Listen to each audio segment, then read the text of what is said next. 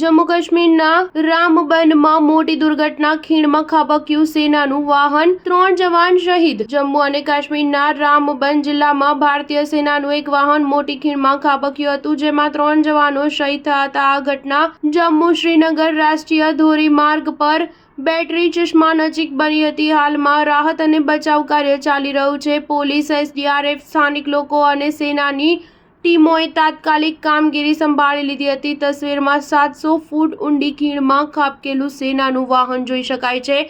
ઘટના સ્થળે સૈનિકોના મૃતદેહ, તેમનો સામાન અને કેટલાક કાગળો વેરવિખેર પડ્યા હતા। મળતી માહિતી પ્રમાણે આ વાહન જમ્મુથી શ્રીનગર જઈ રહેલા કાફલાનો ભાગ હતો। આ અકસ્માત સવારે 11:30 વાગે નેશનલ હાઈવે 44 પર બેટરી ચશ્મા નજીક આ દુર્ઘટના બની હતી। ઉલ્લેખનીય છે કે સેનાનો કાફલો ઉધમપુરથી શ્રીનગર જઈ રહ્યો હતો। કાફલાના વાહનમાં 3 જવાનો સવારી કરી રહ્યા હતા, જે રામબન નજીક ખાડામાં ખાબક્યું હતું। વાહનમાં એક ડ્રાઈવર અને 2 જવાનો હતા। સ્ટાર ન્યૂઝ 7 હંમેશા સચ્ચાઈની સાથે।